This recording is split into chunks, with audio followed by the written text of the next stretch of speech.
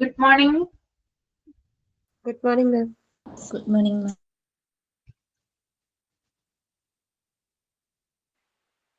Good morning, ma'am. Good morning. Good morning, ma'am. Good morning.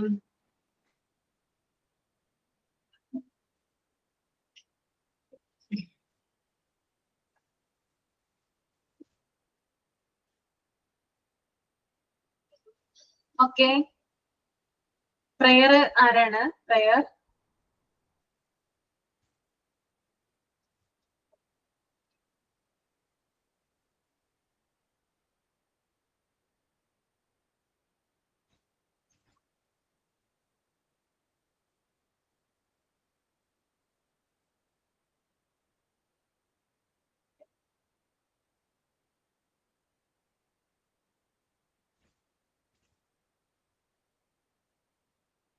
Prayer.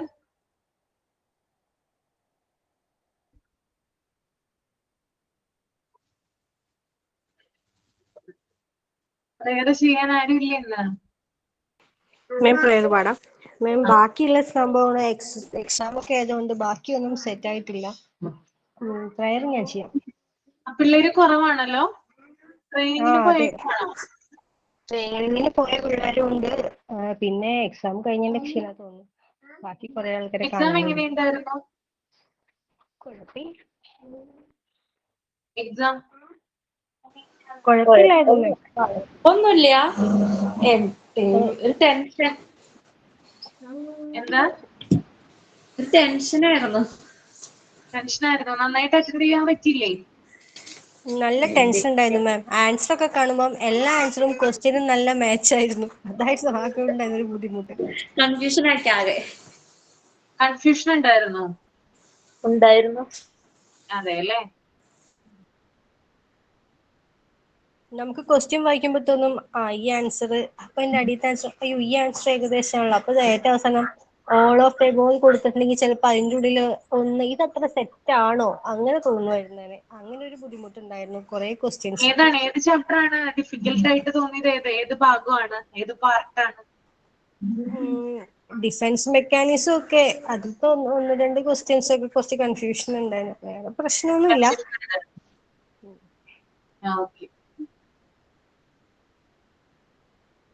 Okay, പിന്നെ ഏതായിരുന്നു? Defence mechanism അല്ലാതെ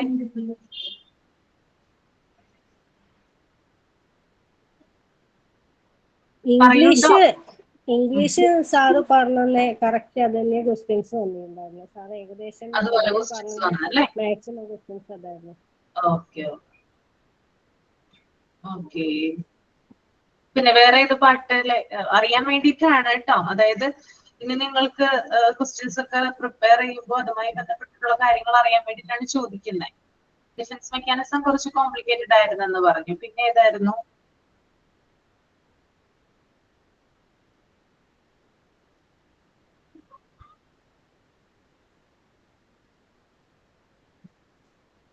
part 1 കുഴപ്പമുണ്ടായിരുന്നില്ലല്ലോ? Part 1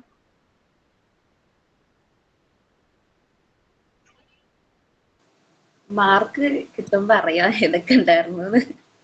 okay okay. Mark വന്നിട്ടില്ല അല്ലേ? ഇന്നലെ ഒത്തിരി പേരും കേറിയിട്ടുണ്ടായിരുന്നു. ആകെ സൗണ്ടും പിന്നെ സാറ് പെട്ടെന്ന് ചിലവരോടൊക്കെ ലീവ് ചെയ്ത് പോവാനും പറഞ്ഞപ്പോ ആകെപ്പാടൊരു കൈകാലം വിറയലൊക്കെ ആയിരുന്നു. എക്സാം എന്നായിരുന്നു? ഇന്നലെ ആയിരുന്നു അല്ലേ? മാം അതൊരു കാര്യമായിരുന്നു. ഭയങ്കര ഒച്ചപ്പാടായിരുന്നു. നമുക്കൊരു കോൺസെൻട്രേറ്റ് ചെയ്തിട്ട് ആലോചിക്കാനുള്ളത് കിട്ടിയിട്ടില്ല. കയറുന്നു, ലീവ് ചെയ്യുന്ന ആൾക്കാരെ നമ്പർ വിളിക്കുന്നു. ഈ ഉത്സവപ്പറമ്പിന്റെ നടുക്ക് പോയിരുന്ന എക്സാം എഴുതുന്ന ഒരു ഫീലായിരുന്നു. ഭയങ്കര ഒച്ചപ്പാടായിരുന്നു. ആരും മ്യൂട്ട് ചെയ്തിട്ടില്ലേ? അവിടെ പിറകില് പറയുന്നതും കേൾക്കുന്നുണ്ട്. എല്ലാം കൂടി അപ്പൊ എന്തോ ഡിസ്റ്റർബൻസ് ആയിരുന്നു ഇന്നലെ കംപ്ലീറ്റ് എക്സാം എഴുതാൻ. പറയണമെന്ന് ആഗ്രഹം ഉണ്ടായിരുന്നു. എല്ലാത്തരും മ്യൂട്ട് ചെയ്താൽ മതി. നമ്മള് ആൻസർ എഴുതി കഴിഞ്ഞിട്ട് ഞാനൊക്കെ ആൻസർ എഴുതി കഴിഞ്ഞിട്ട് ലാസ്റ്റ് ആണ് കൺഫേം ചെയ്യാൻ വേണ്ടിയിട്ടാണ് സാറിനോട് ചോദിച്ചത് 30 അല്ലേ നമ്പർ. ഇത് അറിഞ്ഞിട്ട് പോലും പിന്നെയും ഇങ്ങനെ ചോദിക്കുമ്പോഴേ ഭയങ്കര ഡിസ്റ്റർബൻസ് ആയിരുന്നു. മുമ്പ് മാം ഗ്രൂപ്പിൽ ഇട്ടിട്ടുണ്ടായിരുന്നു നമുക്ക് അതിന്റെ തൊട്ടടുത്തില്ല തന്നെയാണ് നമ്മൾ റൂം നമ്പറും. പക്ഷെ പിന്നീട് ഇങ്ങനെ റിപ്പീറ്റ് ചെയ്ത് എല്ലാരും ചോദിക്കുമ്പോഴും എക്സാം എഴുതാൻ എന്തോ ആകെപ്പാടെ ഒരു കലാപില എന്താ പറയൂലേ, ഒരു സൈലന്റ് അല്ലാത്ത രീതിക്ക്. വായിച്ചുകൊണ്ട് വരുമ്പത്തേന് ഈ ഒച്ചപ്പാട് കാരണം മുഴുവൻ വായിക്കാനേ പറ്റുന്നില്ല, എന്തൊക്കെയോ ആക്കി വെച്ചു. അതെ, ചില ആൾക്കാർ മ്യൂട്ട് ചെയ്യാതെ ക്വസ്റ്റ്യൻസ് ഇങ്ങനെ വായിച്ചുകൊണ്ടിരിക്കുക. ക്വസ്റ്റ്യൻസ്, അതിന്റെ ഓപ്ഷന്. അപ്പൊ നമ്മള് സാറ് പറയുന്നതാണോ അത് അവര് ഇൻഫർമേഷൻ തരുന്നതാണോ എന്ന് വെച്ചാൽ നമ്മൾ ശ്രദ്ധിക്കുമ്പോൾ ഇവര് വായിക്കുന്നതായിരിക്കും. പിന്നെ മൊത്തമായിട്ട് മ്യൂട്ട് ചെയ്ത് വല്ല ഹെഡ്സെറ്റ് ഒക്കെ കുത്തി ഇടാന്ന് വെച്ചാൽ അതിന്റെ ഇടയിൽ കൂടെ സാറ് പറയുന്ന കേൾക്കാതാവുമല്ലോ എന്നുള്ളൊരു പേടിയും കൊണ്ട് അതും ചെയ്യാൻ പറ്റുന്നില്ല. ആകെ ബഹളായിരുന്നു. മൊത്തത്തിലാകെ കലപിലയായിരുന്നല്ലേ എക്സാം. മിസ് നമ്മൾ ആദ്യമായിട്ട് അറ്റൻഡ് ചെയ്ത എക്സാം ആയിരുന്നു, പക്ഷെ ഒരു ഫീല് കിട്ടിയില്ല, അലമ്പ് എക്സാം ആയിപ്പോയി. നിങ്ങൾ നോക്ക്, മാർക്കൊക്കെ നോക്കിട്ടോ എന്തൊക്കെയാണ്, അപ്പൊ അറിയാൻ പറ്റുമല്ലോ എന്തൊക്കെയാണ് നോക്കത്തില്ലല്ലോ ടീച്ചറെ. എന്താണ് ഇന്നലെ തന്ന ക്വസ്റ്റ്യനിലേ നമ്മള് അത് ചെയ്ത് നോക്കിയിട്ട് സബ്മിറ്റ് ആകാന്നില്ലല്ലോ, അതിന്റെ മാർക്ക് എത്രയാന്ന് കിട്ടുന്നില്ലല്ലോ.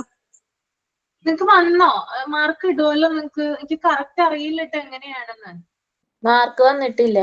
മാർക്ക് എന്തായാലും വരും, ഇന്നലെ കഴിഞ്ഞുള്ളൂ. എക്സാം ഒക്കെ കഴിഞ്ഞ് ഞങ്ങൾ പിന്നെ ചെയ്ത് നോക്കിയിട്ട് സബ്മിറ്റ് ചെയ്ത് കഴിയുമ്പോഴത്തേനും നമുക്ക് അതിന്റെ മാർക്ക് സ്കോർ അറിയാൻ പറ്റുന്നില്ല അല്ലേ?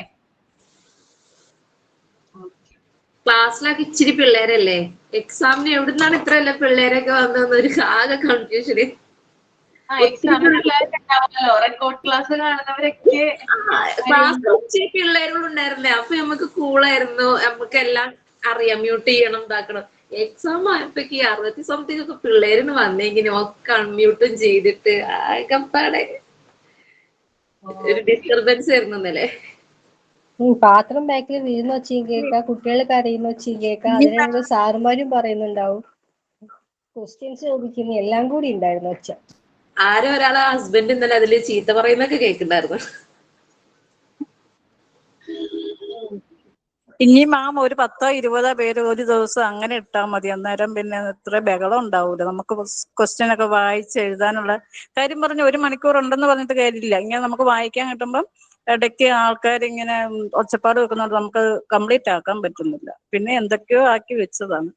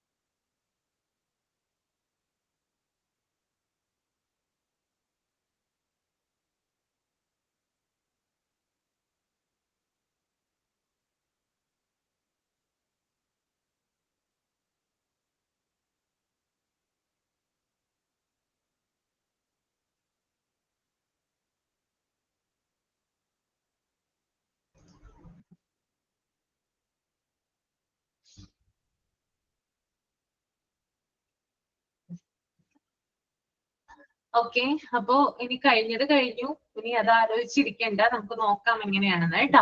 അപ്പൊ നമുക്ക് പ്രെയർ സ്റ്റാർട്ട് ചെയ്തോളൂ കേട്ടോ. അപ്പൊ ആരും ടെൻഷനൊന്നും ആവണ്ട, ആദ്യത്തെ എക്സാം അല്ലേ, അപ്പൊ നിങ്ങൾക്ക് അതിൻ്റെതായിട്ടുള്ള ബുദ്ധിമുട്ടുകൾ എല്ലാ ബാച്ചിനും ഉള്ളതാണ്. അതിൻ്റെതായിട്ടുള്ള ബുദ്ധിമുട്ടുകളും കാര്യങ്ങളൊക്കെ ഉണ്ടാവും. പിന്നെ ഈ സൗണ്ട് വരുന്നത് പറഞ്ഞല്ലോ, ഭയങ്കര ബഹളമായിരുന്നു, അതെന്തെങ്കിലും ചെയ്യാൻ പറ്റുമെന്ന് നോക്കാം. ഓക്കെ, അപ്പൊ പ്രെയർ സ്റ്റാർട്ട് ചെയ്തോളൂ കേട്ടോ. ജഗദീശ രക്ഷിക്ക ഞങ്ങളെയെന്നും മഹിതമാം ഭക്തി തന്താനമിന്നേകി അകതാരിലെങ്ങും വിളങ്ങത്തെ ശുദ്ധി ചിരമായി വളരട്ടെ ഞങ്ങളെ ഭക്തി മാതൃഭൂമിക്കായി ജീവൻ ത്യജിക്കാൻ മാതൃഭൂമിക്കായി ജീവൻ ത്യജിക്കാൻ മാതൃഭൂമി തൻ ജീവിതം കാക്കാൻ ജീവിതനാഥാ നീ അനുഗ്രഹമേകൂ ജഗദീശ രക്ഷിക്ക ഞങ്ങളെയെന്നും മഹിതമാം ഭക്തി തന്താനമിന്നേകി അകതാരിലെങ്ങും വിളങ്ങട്ടെ ശുദ്ധി ചിരമായി വളരട്ടെ ഞങ്ങളെ ഭക്തി.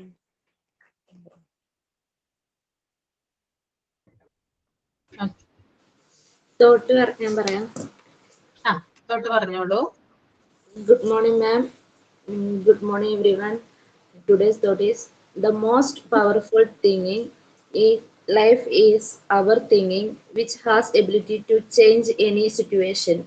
ജീവിതത്തിൽ ഏറ്റവും ശക്തമായ കാര്യം നമ്മുടെ ചിന്തയാണ്. അതിന് ഏത് സാഹചര്യത്തെയും മാറ്റാൻ കഴിയും. Thank you. Have a nice day.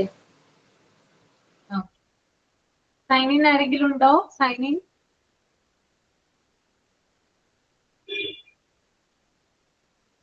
Sign in പറയാൻ ആരെങ്കിലും റെഡിയാണോ?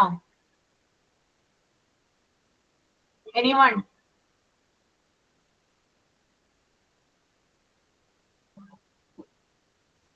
ഓക്കെ, അപ്പൊ നമുക്ക് സ്റ്റാർട്ട് ചെയ്യാം അല്ലെ. നമ്മൾ എവിടെയാണ് കഴിഞ്ഞ ക്ലാസ്സിൽ പറഞ്ഞു നിർത്തിയിട്ടുണ്ടായിരുന്നത്? സ്പീക്കിംഗ് ആൻഡ് ലിസ്ണിംഗ് അല്ലേ? വിഷ്വലൈസിംഗ് ആൻഡ് ഒബ്സർവിംഗ് പറഞ്ഞായിരുന്നോ? അത് മുഴുവൻ പറഞ്ഞിട്ടില്ല. മുഴുവൻ പറഞ്ഞിട്ടില്ല. സ്പീക്കിംഗ് ആൻഡ് ലിസണിംഗ് പറഞ്ഞു. അടുത്തത് പറഞ്ഞു വിഷ്വലൈസേഷൻ ആയിരുന്നു പറഞ്ഞുകൊണ്ടിരുന്നത്. വിഷ്വലൈസിംഗ് കംപ്ലീറ്റ് ആയിട്ടില്ല. ഓക്കെ.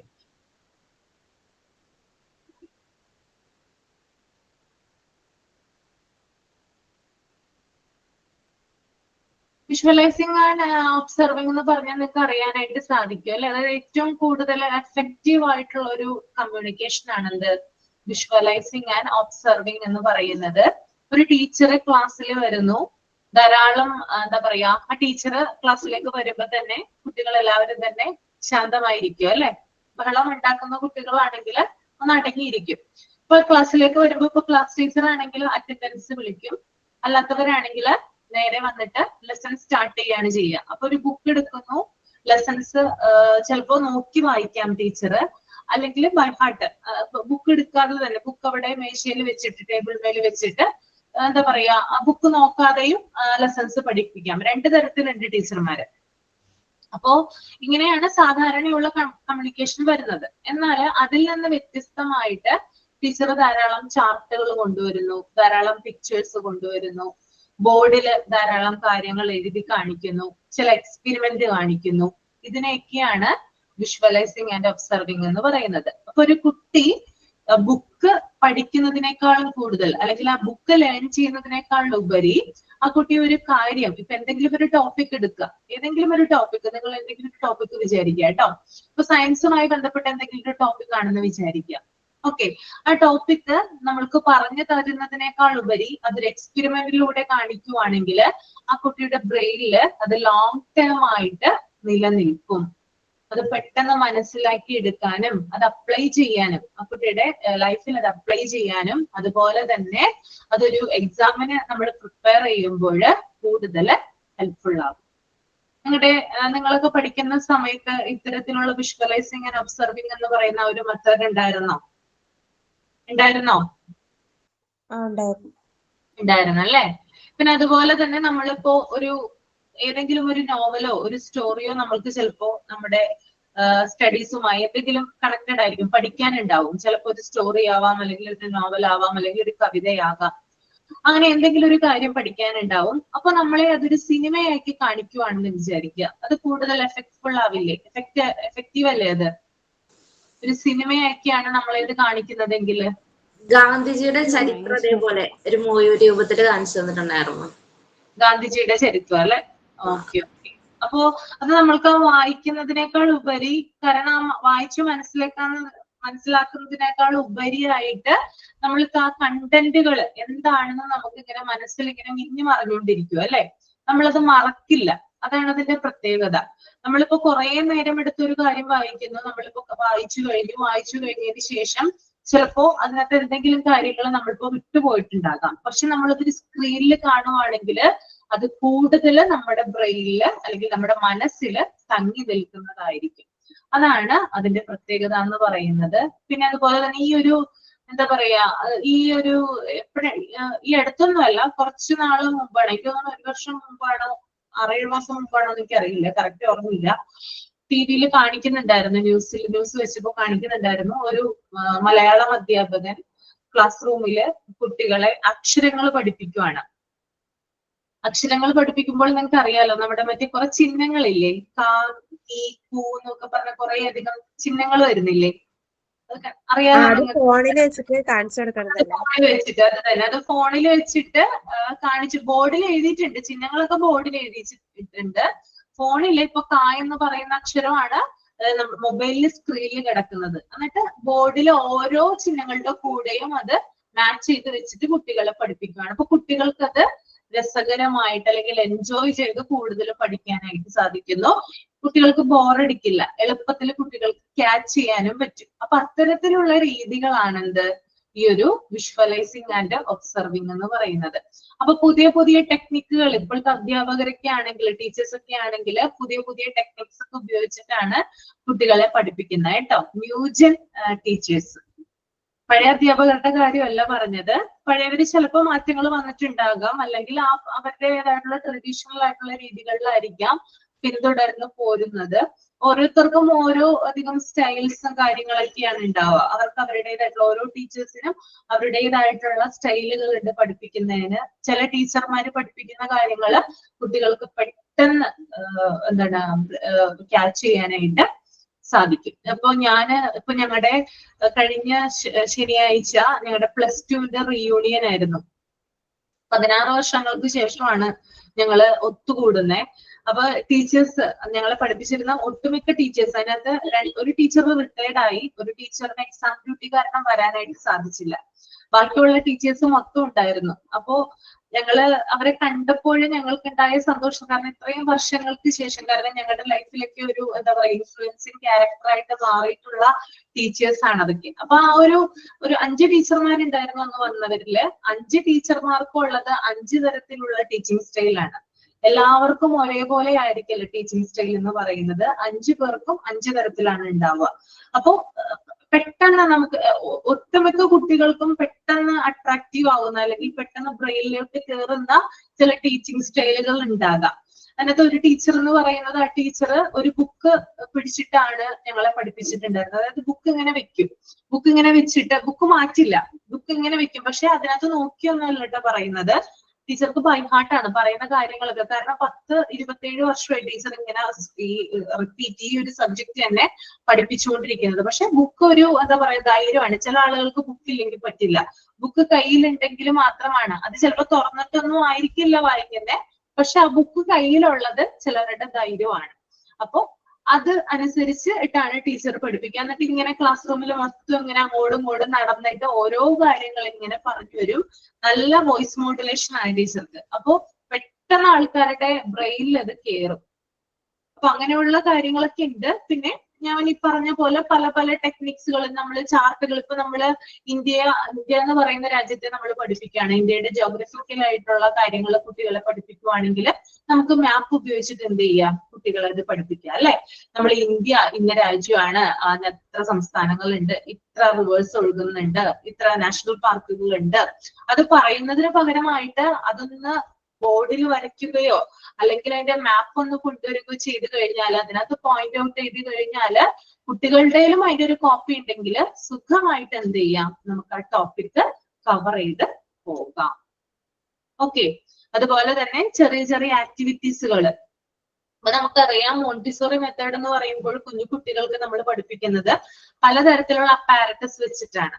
നമ്മളൊന്നും കുട്ടികളെ എന്ത് ചെയ്യുന്നില്ല, ബൈ ഹാർട്ട് വെച്ച് പഠിപ്പിക്കുന്നില്ല അല്ലെ. പലതരത്തിലുള്ള അപ്പാരറ്റസ് ഉണ്ട് അതിനകത്ത്.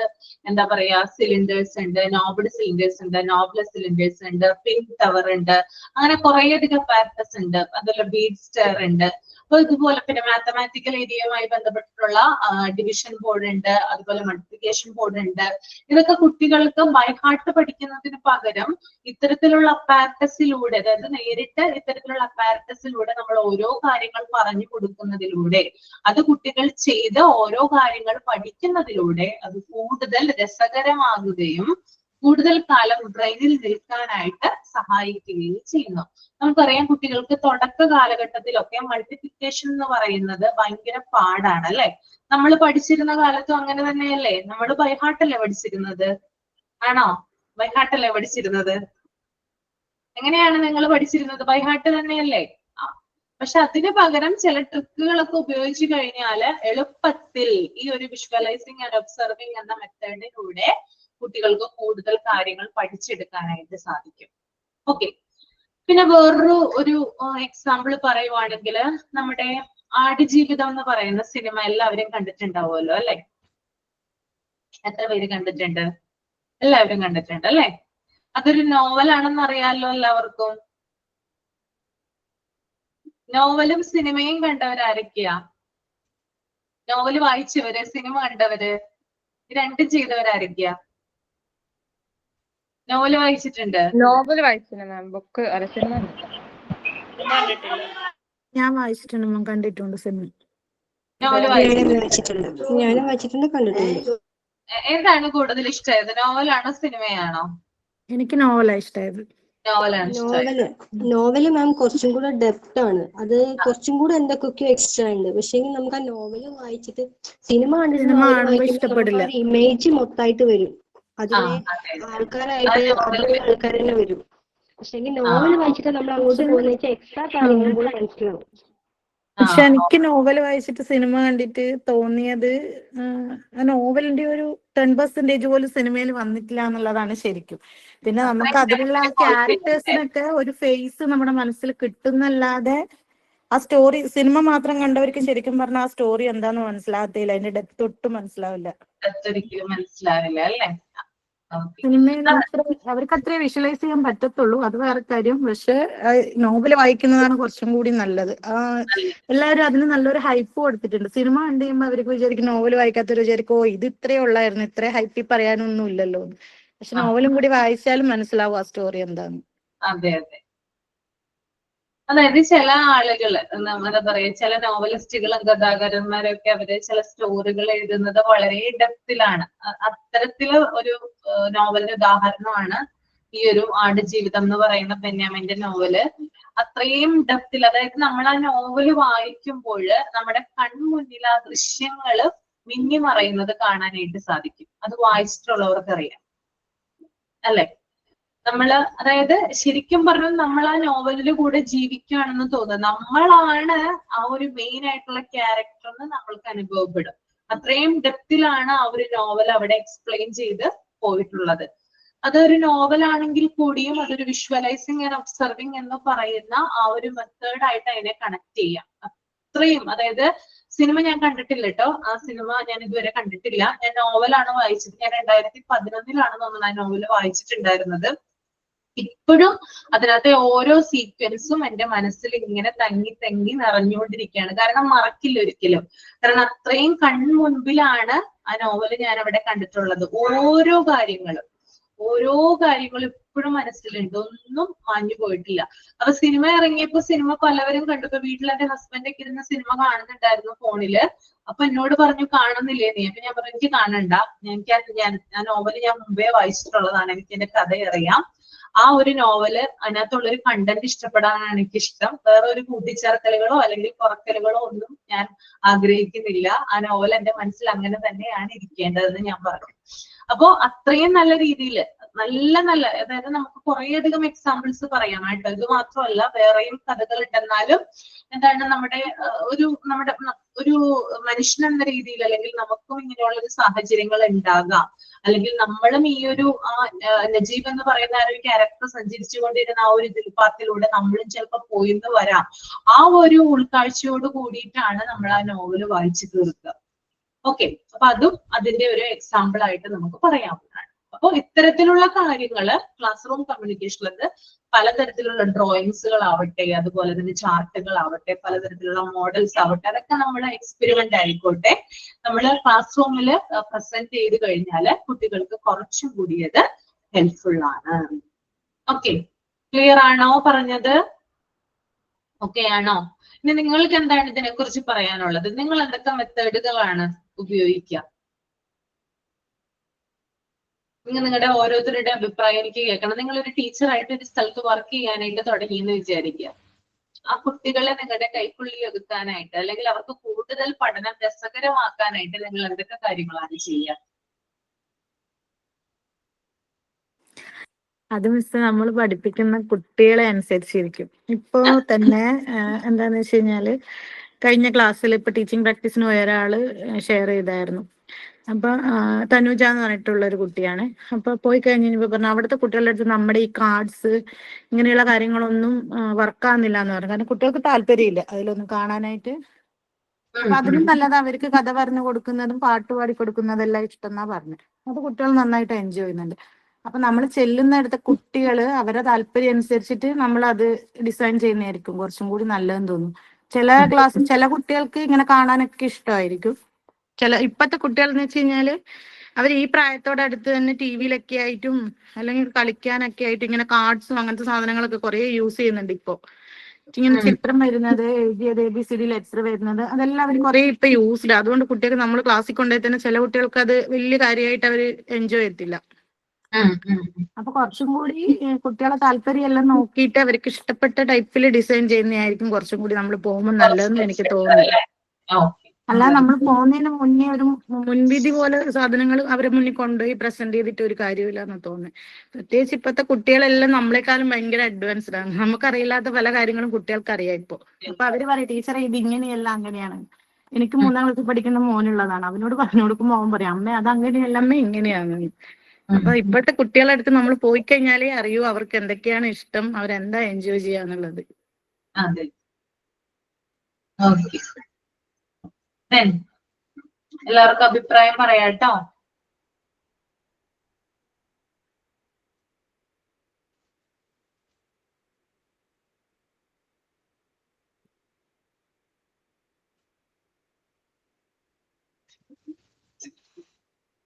പറയാനില്ല ആർക്കും?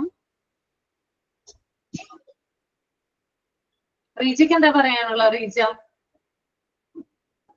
മാം ഇവിടെ ബാക്ക്ഗ്രൗണ്ട് ഭയങ്കര ഒച്ചപ്പാട്, അതുകൊണ്ട് ഞാൻ മിണ്ടാതിരുന്നതാണ്. മീൻ വന്നിട്ടുണ്ട്, അതിന്റെ ഇടയിൽ കൂടെ അപ്പുറത്തെ കുറെ ചേച്ചിമാര് വന്നിട്ടുണ്ട്, എല്ലാരും കൂടി പറഞ്ഞു കുടിക്കും. ഇത് കാരണം ഞാൻ മിണ്ടാത്തത്. ഞാൻ പറയാം.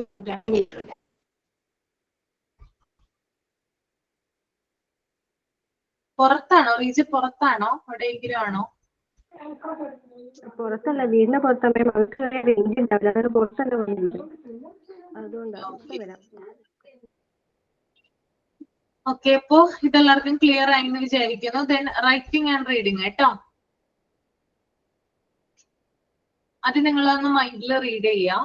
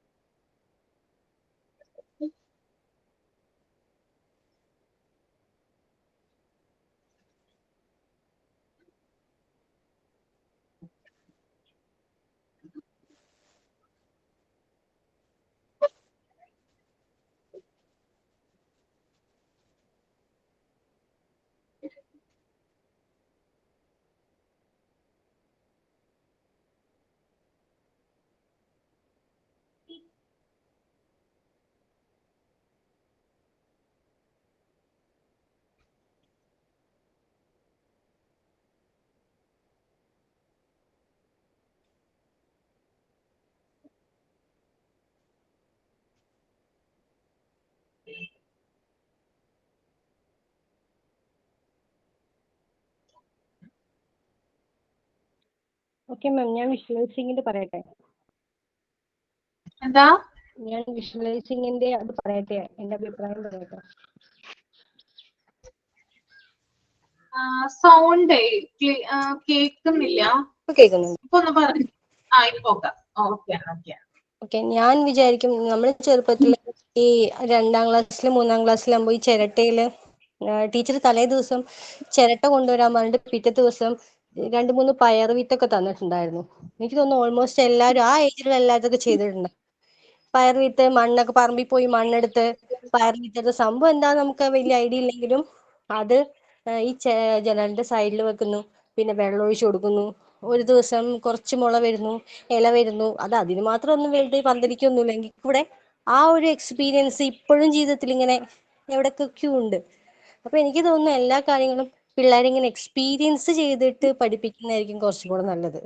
ഇപ്പൊ ഒക്കെ നമ്മൾ പഠിപ്പിക്കുകയാണെങ്കിലും ഇങ്ങനെ എന്തെങ്കിലുമൊക്കെ ഈ മണലൊക്കെ വെച്ചിട്ട് എഴുതില്ലേ, അങ്ങനെയാണെങ്കിൽ അവർക്കത് കുറച്ച് രസമായിരിക്കും.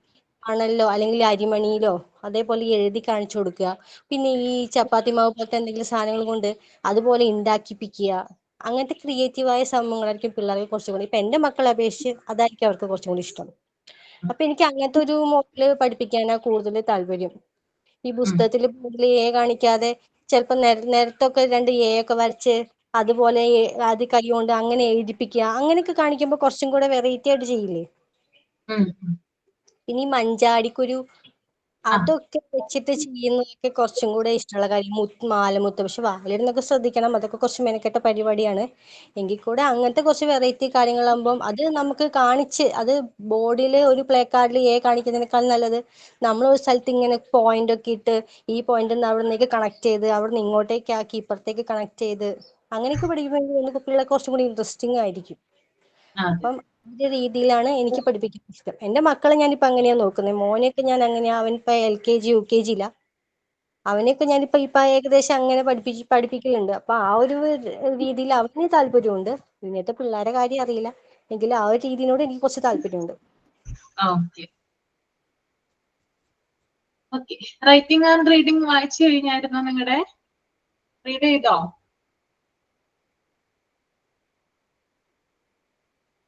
റീഡ് ചെയ്തതിന് ശേഷം തമ്പ് ചെയ്യട്ടോ. Okay. Jerusha, writing and reading ഒന്ന് എക്സ്പ്ലെയിൻ ചെയ്യാമോ? മാം, റൈറ്റിംഗ് ആൻഡ് റീഡിംഗ് ഒന്ന് എക്സ്പ്ലെയിൻ ചെയ്യാമോ വായിച്ചിട്ട്? അയ്യോ റീഡ് ചെയ്തിട്ടേ ഒന്ന് എക്സ്പ്ലെയിൻ ചെയ്യാമോ? മാം, എനിക്ക് അറിഞ്ഞൂടാ എക്സ്പ്ലെയിൻ ചെയ്യാൻ. എന്താ? എനിക്ക് അറിഞ്ഞൂടാ. അറിഞ്ഞൂടെ? ഇല്ല, എന്റെ മലയാളം ഇച്ചിരി ബുദ്ധിമുട്ടാണ്. ഓക്കെ. വേറെ ആരാണ് ഒന്ന് റീഡ് ചെയ്യാ? റഷീദ ഒന്ന് റീഡ് ചെയ്തിട്ട് എക്സ്പ്ലെയിൻ ചെയ്യാമോ? Okay, Miss. Writing and reading to make her teacher suitable without doubt. The teacher writes her information on the blackboard. Legibly. Then the students are reading first and start writing in their notebooks. After that, the students submit their assignment to the teacher. She goes through it here. The teacher is the reader to check whether the student will get the message right or not. If they make a mistake, she should correct them. This type of communication in the classroom leads the student to do their work carefully. Through this communication, we can easily find out how the teacher found out how the teacher would pass their information to the student. When a teacher is shared with a class, she is not only Not only concerned. concerned with the batch of students but also the entire classroom. എന്താണ് writing and reading? മനസ്സിലായോ റഷീദ് ഇതൊക്കെ വായിച്ചിട്ട്? മനസ്സിലായോ? കുറച്ചൊക്കെ മനസ്സിലായി. പറയട്ടെ? പറഞ്ഞു. അധ്യാപികയെ സംശയമില്ലാതെ തിരഞ്ഞെടുക്കുന്നതിനും അധ്യാപിക ബ്ലാക്ക് ബോർഡിൽ വായിക്കാൻ കഴിയുന്ന രീതിയിൽ എഴുതുന്നു. ടീച്ചർ ക്ലാസ് റൂം ബ്ലാക്ക് ബോർഡിൽ സംശയമില്ലാതെ ബ്ലാക്ക് ബോർഡിൽ വായിക്കാൻ കഴിയുന്ന രീതിയിൽ എഴുതുന്നു. പിന്നീട് വിദ്യാർത്ഥിനികൾ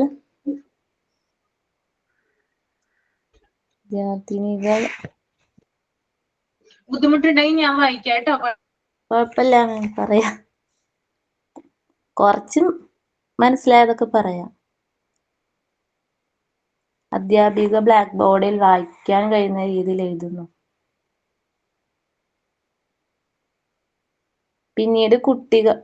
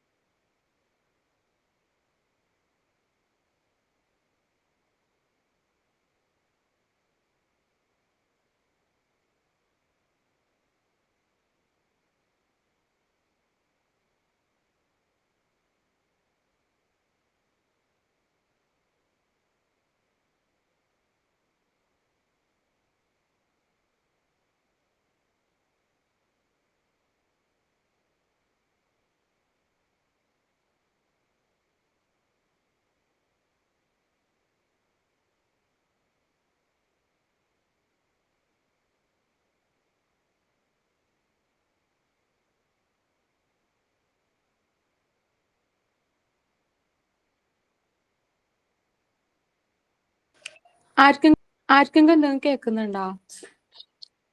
ഇല്ല.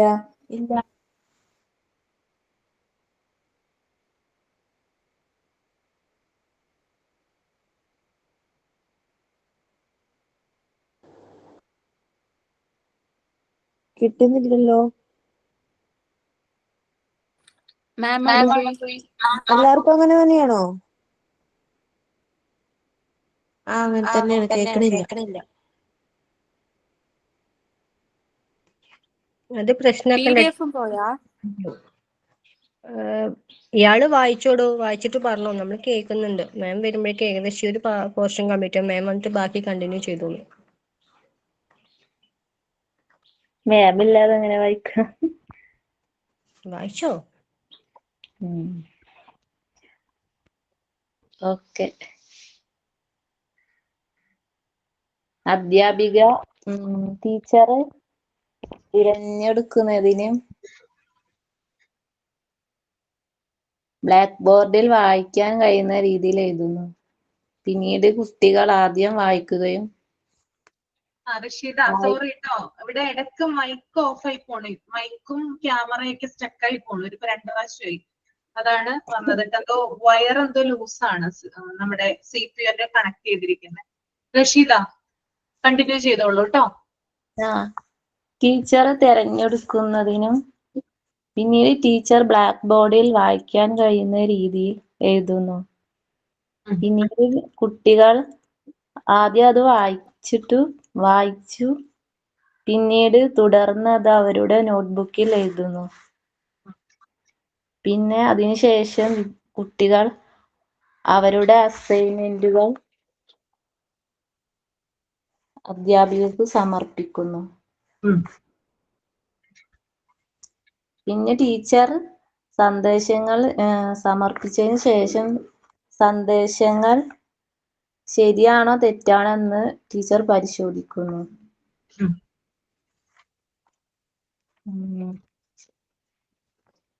പിന്നീട് ക്ലാസ് റൂമിൽ അതിലെന്തെങ്കിലും മിസ്റ്റേക്ക് വന്നിട്ടുണ്ടോന്ന് പരിശോധിക്കുന്നു. പിന്നെ അവരുമായി കമ്മ്യൂണിക്കേഷൻ നടത്തുന്നു ക്ലാസ്സിൽ.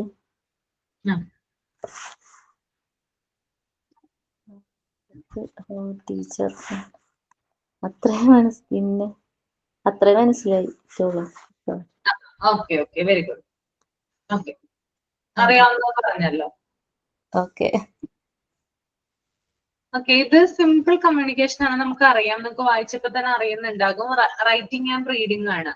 അതായത് ടീച്ചർ ഒരു കാര്യം ഇപ്പൊ ക്ലാസ്സിൽ വന്നിട്ട് ഒരു കാര്യം പറയുവാണെങ്കിലോ അല്ലെങ്കിൽ ബ്ലാക്ക് ബോർഡിൽ എഴുതുവാണെങ്കിലോ കുട്ടികൾ എന്ത് ചെയ്യും? അത് അവരുടെ നോട്ട്ബുക്കിൽ നേരെ എഴുതിയിടും.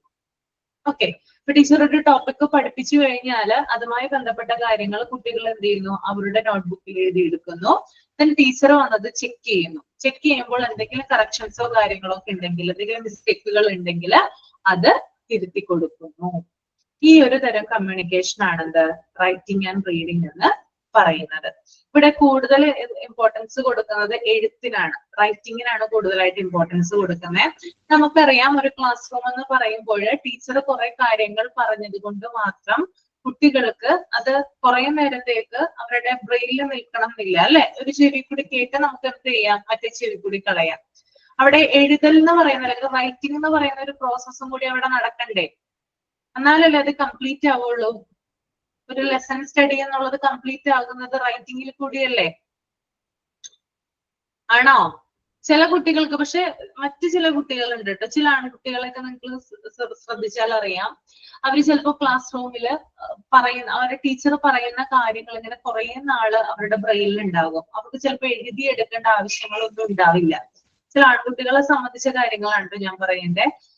ചിലപ്പോ എന്താ പറയാ, ക്ലാസ്സിൽ ചിലപ്പോ കയറാത്ത കുട്ടികൾ ഉണ്ടാവാം. അപ്പോ ഇവരൊക്കെ എന്താണ്, ജസ്റ്റ് ഒന്ന് ചിലപ്പോ അവർക്ക് ജസ്റ്റ് ആ ഒരു പാഠഭാഗം വായിച്ചാൽ മാത്രം മതി, ചിലപ്പോൾ അത് അവർക്ക് ക്യാച്ച് ചെയ്യാനായിട്ട് പറ്റും. ഓക്കെ, അല്ലാതെ ഒട്ടുമിക്ക കുട്ടികൾക്കും, അതായത് മെജോറിറ്റി വരുന്ന സ്റ്റുഡൻസിനും ടീച്ചർ പറയുന്ന കാര്യം നോട്ട്ബുക്കിൽ എഴുതിയെടുത്തതിന് ശേഷമാണ് അവരുടെ ആ ഒരു ലേണിംഗ് പ്രോസസ്സ് എന്ന് പറയുന്നത് കംപ്ലീറ്റ് ആവുക. നമ്മളിപ്പോ ഒരു കാര്യം പഠിക്കുന്നു, ഇപ്പൊ ഞാൻ നിങ്ങൾക്ക് ക്ലാസ് എടുക്കുന്നുണ്ട്, അല്ലെ? ക്ലാസ് എടുക്കുമ്പോൾ കുറെ പേര് വെറുതെ കേട്ടുകൊണ്ടായിരിക്കാം ഇരിക്കുന്നേ. എന്നാൽ ഏറിയ പേരും അല്ലെങ്കിൽ മെജോറിറ്റിയും ഇതിനകത്ത് ഞാൻ പറയുന്ന കാര്യങ്ങൾ നോട്ട് ചെയ്യുന്നുണ്ടാവും, ഇല്ലേ? നോട്ട്ബുക്കിൽ എഴുതി എടുക്കുന്നില്ലേ നിങ്ങള്? എന്തിനു വേണ്ടിയിട്ടാണ് നോട്ട്ബുക്കിൽ എഴുതി എടുക്കുന്നേ? അത് പിന്നെയും മറന്നു പോവാതെ റിവൈൻഡ് ചെയ്തോണ്ടിരിക്കും. അതെ, അത് പിന്നെയും മറന്നു പോകാതെ അത് റിവൈസ് ചെയ്ത് ചെയ്യാൻ വേണ്ടിയിട്ടാണ് നമ്മൾ നോട്ട്ബുക്കിൽ എഴുതി എടുക്കുന്നത്. നമ്മൾ വെറുതെ ക്ലാസ് മാത്രം കേട്ടുകൊണ്ടാട്ടെ, അല്ലെങ്കിൽ പിന്നെ നമ്മൾ വീണ്ടും വീണ്ടും എന്റെ ക്ലാസ് ഇങ്ങനെ കേട്ടുകൊണ്ടിരിക്കണം. ഇപ്പൊ ഞാൻ പറയുന്ന കാര്യം ഒന്നും എഴുതി എടുത്തില്ലെന്ന് വിചാരിക്കുക, കുറച്ചു നേരത്തേക്ക് അത് മനസ്സിലുണ്ടാകും, പിന്നെ ചിലപ്പോൾ മറന്നു പോകാനുള്ള ചാൻസ് ഉണ്ട്. ഓക്കെ, അപ്പൊ നിങ്ങൾ എന്ത് ചെയ്യണം? ഇപ്പൊ എഴുതി എടുത്തിട്ടില്ലാത്ത കുട്ടിയാണെങ്കിൽ വീണ്ടും എന്റെ ക്ലാസ് റെക്കോർഡ് ക്ലാസ് കേട്ട് വീണ്ടും അത് കേൾക്കേണ്ടി വരും, തുടരെ തുടരെ അത് കേൾക്കേണ്ടി വരും, അല്ലെ? അപ്പൊ അതിന് പകരം ഞാൻ പറയുന്ന കാര്യം എഴുതി എടുത്തു കഴിഞ്ഞാല് നിങ്ങൾക്ക് ജസ്റ്റ് ആ ഒരു എക്സാം ടൈമിലോ അല്ലെങ്കിൽ നിങ്ങൾ പഠിക്കുന്ന സമയത്തോ ആ നോട്ടും പിന്നെ നമ്മുടെ PDF തന്നിരിക്കുന്ന കാര്യങ്ങളും ഒന്ന് കണക്ട് ചെയ്ത് വായിച്ചു കഴിഞ്ഞാൽ ആ ഒരു ലേണിംഗ് പ്രോസസ് എന്ന് പറയുന്നത് കംപ്ലീറ്റ് ആകും. ഓക്കെ, അപ്പോ ഈ ഒരു ക്ലാസ് റൂം കമ്മ്യൂണിക്കേഷൻ എന്ന് പറയുന്നത് എന്താണോ ടീച്ചർ പഠിപ്പിക്കുന്ന കാര്യങ്ങൾ അത് കുട്ടികൾ എഴുതിയെടുക്കുന്നു. പിന്നെ ടീച്ചർ ചെക്ക് ചെയ്യുമ്പോൾ എന്തെങ്കിലും മിസ്റ്റേക്കുകൾ ഉണ്ടെങ്കിൽ, ഇപ്പോൾ നമ്മൾ ലാംഗ്വേജ് ഒക്കെ പഠിക്കുന്ന സമയത്ത് അല്ലെങ്കിൽ ഭാഷ, ഇപ്പൊ ഇംഗ്ലീഷ്, മലയാളം, അങ്ങനെയുള്ള ഹിന്ദി അങ്ങനെയുള്ള കാര്യങ്ങളൊക്കെ പഠിക്കുന്ന സമയത്ത് എന്തെങ്കിലും കറക്ഷൻസ്, എന്തെങ്കിലും മിസ്റ്റേക്കുകളൊക്കെ വന്നു കഴിഞ്ഞാൽ ടീച്ചർ എന്ത് ചെയ്യും? ഇപ്പൊ നമ്മളൊരു പാരഗ്രാഫ് എഴുതുകയെന്ന് വിചാരിക്കുക, ആ പാരഗ്രാഫിൽ എന്തെങ്കിലും സ്പെല്ലിംഗ് മിസ്റ്റേക്കോ അങ്ങനെ എന്തെങ്കിലും ഗ്രാമാറ്റിക് മിസ്റ്റേക്ക് എന്തെങ്കിലും വന്നു കഴിഞ്ഞാൽ ടീച്ചർ ഉടനെ തന്നെ അത് തിരുത്തി തരും. അപ്പോ പെട്ടെന്ന് തന്നെ നമുക്ക് എന്ത് ചെയ്യാം? കറക്റ്റ് ചെയ്ത് പോവാം. അപ്പൊ കുട്ടികൾക്ക് കൂടുതൽ നമ്മൾ തെറ്റ് പഠിപ്പിക്കാതെ അല്ലെങ്കിൽ അവര് തെറ്റ് എന്തെന്ന് മനസ്സിലാക്കി പിന്നീട് അത് അവർ എഴുതുമ്പോൾ ശരിയാക്കി എഴുതാനായിട്ടും സാധിക്കും. അപ്പൊ ഇത്തരത്തിലുള്ളൊരു കമ്മ്യൂണിക്കേഷൻ ആണ് എന്ത്? റൈറ്റിംഗ് ആൻഡ് റീഡിംഗ് എന്ന് പറയുന്നത്. പിന്നെ നമ്മളൊരു ക്ലാസ് കേൾക്കുവാണെങ്കിൽ ഇപ്പൊ ഈ ക്ലാസ് മാത്രമല്ല കേട്ടോ, നമ്മൾ ഇതുമായി ബന്ധപ്പെട്ട് അല്ലെങ്കിൽ നിങ്ങൾ ഏതെങ്കിലും ഒരു കോഴ്സുമായി ബന്ധപ്പെട്ട് ഇപ്പോൾ നിങ്ങൾ ഈ ഒരു കോഴ്സ് കഴിഞ്ഞാലും വേറെ എന്തെങ്കിലും കോഴ്സിലേക്ക് ചിലപ്പോൾ ജോയിൻ ചെയ്യാമല്ലോ.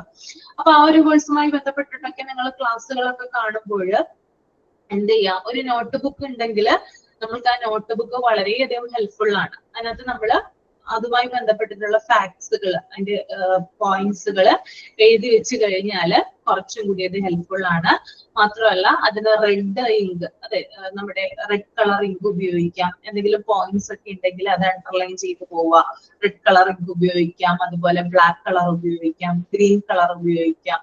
അപ്പോ നമ്മൾ എഴുതുന്ന കാര്യങ്ങൾ കുറച്ചും കൂടി നല്ല ഭംഗിയിൽ, അല്ലെങ്കിൽ എന്താ പറയാ, നമുക്ക് കുറച്ചും കൂടി പഠിക്കുന്ന രീതിയിൽ ഹെൽപ്ഫുൾ ആകുന്ന രീതിയിൽ ആ നോട്ട് ബുക്കിനെ മാറ്റിയെടുക്കാന്നുള്ളതാണ് ഇമ്പോർട്ടന്റ് ആയിട്ടുള്ള ഒരു കാര്യം. അതായത് പല ഇപ്പോ നമ്മള് ഫുള്ളായിട്ട് ഇപ്പോ ഒരു ക്ലാസ് നമ്മൾ കണ്ടു എന്ന് വിചാരിക്കുക, നമ്മൾ ഫുള്ളായിട്ട് ആ ക്ലാസ് എഴുതിയെടുക്കണം എന്നില്ല. അവര് പറയുന്ന ഓരോ വേർഡുകളും നമ്മൾ എഴുതിയെടുക്കണം എന്നില്ല.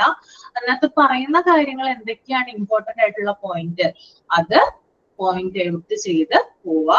അതിനകത്ത് നമുക്ക് ഇമ്പോർട്ടന്റ് എന്ന് തോന്നുന്ന കാര്യങ്ങള് ഇത്തരത്തിലുള്ള റെഡ് ഇങ്ക് കൊണ്ടും ഗ്രീൻ ഇങ്ക് കൊണ്ടും ബ്ലാക്ക് ഇങ്ക് കൊണ്ടും ഒക്കെ എന്ത് ചെയ്യാം, അണ്ടർലൈൻ ചെയ്ത് പോവുക. പിന്നെ എന്താ പറയാ, വലിയ വലിയ പാരാഗ്രാഫുകളായിട്ട് എഴുതുന്നതിന് പകരമായിട്ട് ചെറിയ ചെറിയ ബോക്സുകളിലാക്കുകയോ ഡയഗ്രാം പോലെ വരയ്ക്കുകയോ അങ്ങനെയൊക്കെ ചെയ്തു കഴിഞ്ഞാല് നമുക്ക് ജസ്റ്റ് ആ എക്സാം ടൈമിൽ അല്ലെങ്കിൽ ആ ഒരു പരീക്ഷ സമയത്തൊക്കെ നമുക്ക് ജസ്റ്റ് ആ നോട്ട് ഒന്ന് മറിച്ച് നോക്കിയാൽ മതി. അതിനകത്തുള്ള കാര്യങ്ങൾ വായിക്കണമെന്നില്ല, ജസ്റ്റ് ഒന്ന് പാസ് ചെയ്ത് പോയി കഴിഞ്ഞാൽ തന്നെ നമുക്ക് അതുമായി ബന്ധപ്പെട്ടുള്ള പോയിന്റ്സ് കിട്ടും. കുറച്ച് മെനക്കേടാണ്, കുറച്ച് ടൈം നമുക്ക് വേണം ഇത് ചെയ്യുന്നതിനായിട്ട്. പക്ഷെ നമുക്കിത് ചെയ്ത് കഴിഞ്ഞാൽ ഇതൊരു ലോങ് ടേം വിഷൻ ആണ്. ഓക്കെ, ഇങ്ങനെ നമ്മൾ നോട്ട്സുകളും മറ്റൊക്കെ പ്രിപ്പയർ ചെയ്യുന്നത് നിങ്ങൾക്ക് അറിയാലോ. ഇപ്പൊ വലിയ വലിയ എക്സാമിനൊക്കെ പഠിക്കുന്നവര് അവരൊക്കെ മുക്കാൽ പേരും അല്ലെങ്കിൽ ഭൂരിഭാഗം പേരും ഇങ്ങനെ നോട്ട്സ് തയ്യാറാക്കി പഠിക്കുന്നവരാണ് അല്ലെ? കേട്ടിട്ടില്ലേ നിങ്ങള്? കണ്ടിട്ടില്ലേ? യൂട്യൂബിലൊക്കെ കണ്ടിട്ടില്ലേ? എഫക്റ്റീവ് ആണോ സ്റ്റഡി എന്ന് പറയുന്നത്, നോട്ട്സ് പ്രിപ്പയർ ചെയ്ത് പഠിക്കുന്നേ? അത് നല്ല എഫക്റ്റീവ് ആണ് മാം. നമ്മളിപ്പോ ക്ലാസ് കാണുമ്പോൾ വിചാരിക്കും നമ്മൾ ഇതെല്ലാം ഓർത്തിരിക്കും, നല്ല എളുപ്പമാണെന്ന്. പക്ഷെ എന്നെ സംബന്ധിച്ചാണ് ആ ക്ലാസ് കഴിഞ്ഞ് 2 ദിവസം കഴിഞ്ഞ് എന്തെങ്കിലും ഓർത്തെടുക്കാൻ പറ്റിയ എനിക്ക് പറ്റുകയേ ഇല്ല. എനിക്ക് മെമ്മറി ഓർത്തിങ്ങനെ വെക്കാനുള്ള ഇത് വളരെ കുറവാണ്. അപ്പൊ എനിക്ക് നോട്ട് എന്തായാലും നല്ല യൂസ്ഫുള്ളാണ്. പിന്നെ അതുപോലെ തന്നെ നമ്മളൊരു കാര്യം വായിച്ചു കഴിഞ്ഞാൽ ഒരു 3 പ്രാവശ്യം നമ്മളിപ്പോ, നമുക്ക് ഭയങ്കര കോംപ്ലിക്കേറ്റഡ് ആയിട്ടുള്ള ഒരു കാര്യമാണെന്ന് വിചാരിക്കാം, എന്തെങ്കിലും ഒരു ടോപ്പിക് നമ്മൾക്കത് കിട്ടുന്നില്ല, ഒരു 3 പ്രാവശ്യം വായിച്ചു കഴിഞ്ഞ് ജസ്റ്റ് ഒന്ന് അത് ഒരു പ്രാവശ്യം ഒന്ന് നോട്ടാക്കി എഴുതാനായിട്ട് നോക്കുക. നമുക്കറിയാവുന്ന ചിലപ്പോൾ ഫുൾ ആയിട്ട് കിട്ടിയെന്ന് വരില്ല നമ്മൾ പഠിച്ച കാര്യം, പക്ഷെ ഏറെക്കുറെ നമ്മൾക്ക് അറിയാവുന്ന പോയിന്റ്സ് ഒന്ന് എഴുതി വെച്ചാൽ നമ്മൾ പിന്നെ അത് മറക്കില്ല. പിന്നെ അത് മാത്രമല്ല, അത് റിവൈസ് ചെയ്യുകയും വേണം കേട്ടോ. നമ്മൾ നോട്ട് എഴുതിക്കൊണ്ട് മാത്രം കാര്യമില്ല, നോട്ട് അവിടെ ഒരു സ്ഥലത്ത് കൊണ്ടുവച്ചിട്ടും കാര്യമില്ല. അത് നമ്മൾ ഇടയ്ക്കൊന്ന് എടുത്ത് നമ്മൾ നോക്കണം. നോക്കിക്കഴിഞ്ഞാൽ മാത്രമാണ്, അത് റിവൈസ് ചെയ്താൽ മാത്രമാണ് നമുക്കത് എഫക്റ്റീവ് ആയിട്ട് തോന്നുന്നത്. അപ്പൊ അത്തരത്തിൽ ഇപ്പൊ ഓരോ സബ്ജക്റ്റിന് വേണ്ടിയിട്ട് നമ്മൾ എല്ലാരും കൂടി ഒരുമിച്ച് എഴുതുന്നതിന് പകരമായിട്ട് ഓരോ സബ്ജക്റ്റിനും വേണ്ടിയിട്ട് ഓരോ ബുക്കുകൾ നമ്മൾ സെലക്ട് ചെയ്ത് കഴിഞ്ഞാൽ അതും കുറച്ചും കൂടി നല്ലതാണ്. അപ്പൊ എളുപ്പത്തിൽ നമുക്ക് പെട്ടെന്ന് ഐഡന്റിഫൈ ചെയ്യാൻ പറ്റും ആരുടെ നോട്ടാണ്, എന്തൊക്കെയാണ് അതിനകത്ത് എഴുതിയിരിക്കുന്നത്, അങ്ങനെയുള്ള കാര്യങ്ങളൊക്കെ പെട്ടെന്ന് നമുക്ക് തിരിച്ചറിയാനും സാധിക്കും. അപ്പൊ നോട്ട് തയ്യാറാക്കുക എന്ന് പറഞ്ഞാല് വളരെ വളരെ ഇമ്പോർട്ടന്റ് ആണ് പഠിക്കുന്ന ഒരു സ്റ്റുഡന്റിനെ സംബന്ധിച്ചാണെങ്കിൽ. ഓക്കെ, അതാണ് ഇവിടെ പറയുന്നത് കേട്ടോ. അപ്പൊ അങ്ങനെയുള്ള കാര്യങ്ങളൊക്കെ നിങ്ങൾ കുഞ്ഞുങ്ങൾക്കും പറഞ്ഞു കൊടുക്കുക, നിങ്ങളും ചെയ്യാനായിട്ട് നോക്കുക. ഓക്കെ, പിന്നെ അതുപോലെ തന്നെ നോട്ട് മാത്രമല്ല, നമ്മൾ ഡെയിലി നമ്മൾ ചെയ്യേണ്ട കാര്യങ്ങളും എഴുതി വെക്കുവാണെങ്കിൽ കുറച്ചും കൂടി എഫക്റ്റീവ് ആണ്. ഒരു ഡേ സ്റ്റാർട്ട് ചെയ്യുമ്പോഴും ഒരു ഡേ എൻഡ് ചെയ്യുമ്പോഴും നമ്മൾ എന്തൊക്കെ കാര്യങ്ങളാണ് ചെയ്യാനുള്ളത്, അത് വർക്ക് ചെയ്യുന്നവരുണ്ടാകാം, അല്ലെങ്കിൽ വീട്ടിൽ ഹൗസ് വൈഫ് ആയിട്ട് ജോലി ചെയ്യുന്നവരുണ്ടാകാം. അപ്പൊ അവർക്കൊക്കെ പല പല റുട്ടീൻസ് ആണ്. ജോലി ചെയ്യുന്ന ആളെ സംബന്ധിച്ചും വീട്ടിലിരിക്കുന്ന ആളെ സംബന്ധിച്ചും 2 ഡിഫറെന്റ് ആയിട്ടുള്ള സിറ്റുവേഷൻസ് ആണ്. അവർക്ക് ടൈം എന്ന് പറയുന്നത് എന്താ പറയാ, എല്ലാവർക്കും 24 മണിക്കൂറാണ്, പക്ഷെ എങ്ങനെ ഇത് സ്പെൻഡ് ചെയ്യുന്നു എന്നതിലാണ് കാര്യം അല്ലെ? അപ്പൊ ഓരോന്നും നമ്മൾ പ്ലാൻ ചെയ്ത് നേരത്തെ തന്നെ തലേ ദിവസം തന്നെ ഒന്ന് ഡയറിയിൽ എഴുതുവാണെങ്കിൽ, ഒരു നോട്ട്ബുക്കിൽ നമ്മളൊന്ന് പ്രിപ്പയർ ചെയ്ത് വെക്കുവാണെങ്കിലോ നമുക്ക് ആ 24 മണിക്കൂറിനെയും എഫക്റ്റീവ് ആയിട്ട് യൂസ് ചെയ്യാനായിട്ട് സാധിക്കും. അപ്പൊ ഈ സമയമില്ല എന്നുള്ള പരാതിയൊക്കെ എല്ലാവരുടെയും മാറിക്കിട്ടും. എല്ലാവർക്കും പൊതുവെ പറയുന്ന ഒരു കാര്യമാണല്ലോ, എന്തിനും സമയം കിട്ടുന്നില്ല, ഒട്ടും സമയമില്ല, അത് ചെയ്യാൻ സമയമില്ല, ഇത് ചെയ്യാൻ സമയമില്ല എന്നൊക്കെ പറയുന്നുണ്ടാവുമല്ലോ. അപ്പൊ അത് മാറ്റാനും ഈ ഒരു നമ്മളൊന്ന് നോട്ട്ബുക്കിൽ തലേ ദിവസം തന്നെ പ്രിപ്പയർ ചെയ്ത് വെക്കുന്നതിലൂടെ എന്തൊക്കെ കാര്യങ്ങൾ ചെയ്യാമെന്നതിലൂടെ നമുക്ക് മാറ്റാവുന്നതാണ്. ഓക്കെ, അപ്പോ ഈ 3 കാര്യങ്ങളും ഓക്കെ അല്ലേ? Writing and reading, visualising and observing and എന്താണ് ഫസ്റ്റത്തേത്? സ്പീക്കിംഗ് ആൻഡ് ലിസ്ണിംഗ് അല്ലെ? ഓക്കെ, ഇന്നത്തെ 3 നിങ്ങൾ നോക്കി. 3 ഏതാണ് നിങ്ങൾക്ക് ഏറ്റവും കൂടുതൽ ഇഷ്ടമായത്? 3 ക്ലാസ് റൂം കമ്മ്യൂണിക്കേഷനിൽ വിഷ്വലൈസിംഗ് ആൻഡ് ഒബ്സർവിംഗ് ആണ് റീജിക്ക് ഇഷ്ടമായത് അല്ലേ? ഐശ്വര്യക്കും വിഷ്വലൈസിംഗ് ആൻഡ് ഒബ്സർവിംഗ് ആണ്.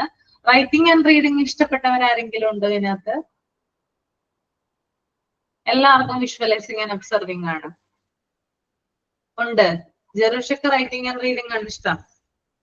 ആ മാം, ജെറുഷയ്ക്ക് എല്ലാ കാര്യങ്ങളും ഇങ്ങനെ ടൈപ്പ് ചെയ്തിടുന്നത് ഭയങ്കര ഇൻട്രസ്റ്റ് ഉള്ള കാര്യമാണ്. അവൾ എല്ലാ കാര്യവും അങ്ങനെ ചെയ്യുക. അവക്ക് കാര്യങ്ങൾ ചെയ്യണമെങ്കിൽ സ്വന്തമായിട്ട് പുറത്ത് വന്ന് വെച്ച് ചെയ്യുന്ന കുറച്ച് മടിയുള്ള ആളാ. പക്ഷെ എങ്കിൽ എല്ലാ കാര്യവും ചെയ്യും, നല്ല വൃത്തിക്ക് എല്ലാ കാര്യവും ചെയ്യും. പക്ഷെ എല്ലാം എഴുതി സെറ്റ് ആക്കുക ചെയ്യാം. ജെറുഷ എപ്പോഴും അങ്ങനെ.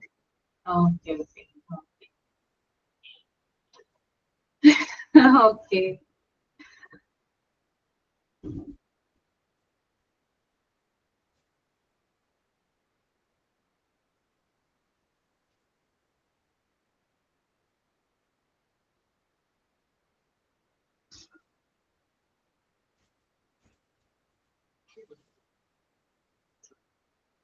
the next one, varieties of classroom communication. ഒന്ന് റീഡ് ചെയ്യൂട്ടോ നിങ്ങൾ ആ പേജ് മൈൻഡിൽ റീഡ് ചെയ്യുക.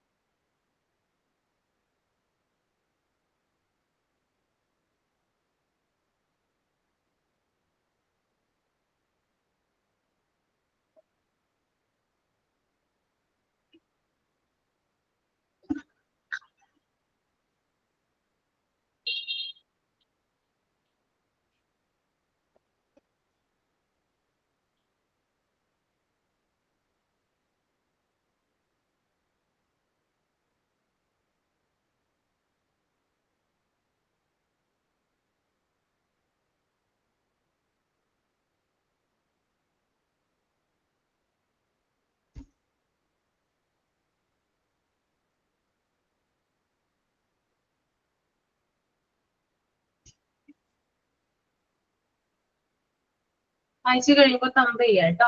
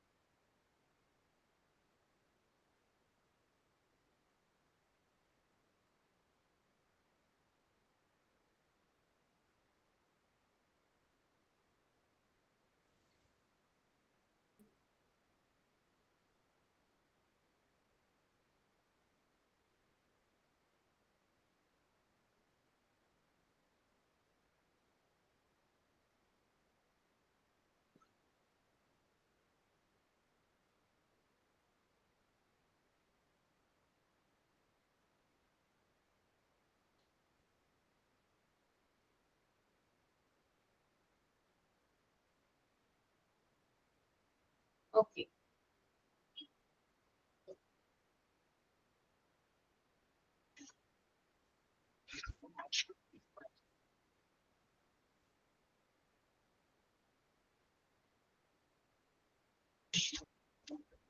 അടുത്ത ക്ലാസ്സിൽ വരുമ്പോ ഒരു കാര്യം ചെയ്തിട്ട് വരിക, ഒരു ആക്ടിവിറ്റി തരാം.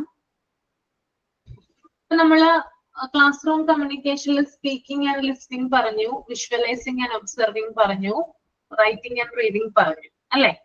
ഈ 3 എണ്ണത്തിലും നിങ്ങൾക്ക് ഏതാണ് ഏറ്റവും കൂടുതൽ ഇഷ്ടമായത്, എന്തുകൊണ്ടാണ് അത് ഇഷ്ടമാകാൻ കാരണമെന്ന് എഴുതിക്കൊണ്ടുവരിക. ഓക്കെ, ആക്ടിവിറ്റിയാണ്, അസൈൻമെന്റ് അല്ല. ഏതെങ്കിലും ഒന്ന് നിങ്ങൾക്ക് ഇഷ്ടപ്പെട്ടിട്ടുണ്ടാവും, ഇഷ്ടപ്പെടാൻ ഒരു കാരണവും ഉണ്ടാവും അല്ലെ? എന്തുകൊണ്ടാണ് ആ കാരണം എന്നും അറിയണം. അപ്പോ അത് ഡീറ്റെയിൽ ആയിട്ടൊന്ന് എഴുതിക്കൊണ്ടുവരിക. എന്നിട്ട് അടുത്ത ക്ലാസ്സിൽ ഞാൻ അത് നിങ്ങളെ കൊണ്ട് വായിപ്പിക്കാം. അപ്പൊ എല്ലാവരും തന്നെ എഴുതിക്കൊണ്ടുവരിക കേട്ടോ. ഓക്കെ, പറഞ്ഞാ മതിയാവോ? എഴുതണം എഴുതണം എഴുതണം കേട്ടോ. മലയാളത്തിൽ എഴുതിയാ മതിയോ? മലയാളത്തിലോ ഇംഗ്ലീഷിൽ എഴുതുക. ഇംഗ്ലീഷിൽ എഴുതാനായിട്ട് ശ്രമിക്കുക. അതൊന്ന് ശ്രമിക്കട്ടെ, ഇംഗ്ലീഷിൽ എഴുതാനായിട്ട് ശ്രമിക്കണം കേട്ടോ. ഓക്കെ മാം, ഞാൻ വീണിട്ട് കൈ ഒടിഞ്ഞിട്ടാ ഉള്ളത്. 1 മാസത്തിന് ഇനിയിപ്പോ പരിപാടികൾ എഴുത്തും വായനയൊന്നും നടക്കാം. അങ്ങനെ എഴുതാനൊന്നും പറ്റില്ല. റിജ എഴുതണ്ട, കുഴപ്പമില്ല കേട്ടോ, എഴുതണ്ട. അറിയാവുന്നത് പറഞ്ഞാൽ മതി. പറ്റുകയെന്നുണ്ടെങ്കിൽ അടുത്ത ക്ലാസ്സിലൊന്ന് പ്രസന്റ് ചെയ്താൽ മതി, വേറെ പ്രശ്നമൊന്നുമില്ല. എന്ത് പറ്റി വീണത്? എവിടെ എന്ത് പറ്റിയതാ?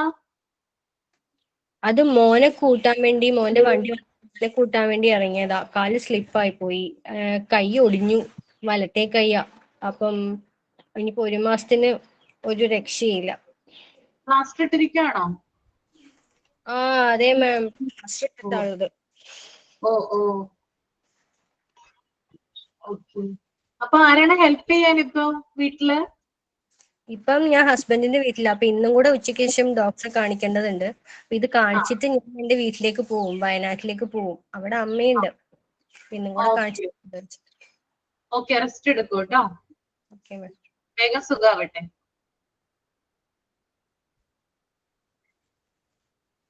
ഓക്കെ, അപ്പൊ നമുക്ക് വൈൻഡപ്പ് ചെയ്യാം അല്ലെ? ആരാണ് സൈൻ ഔട്ട് ചെയ്യുന്നേ?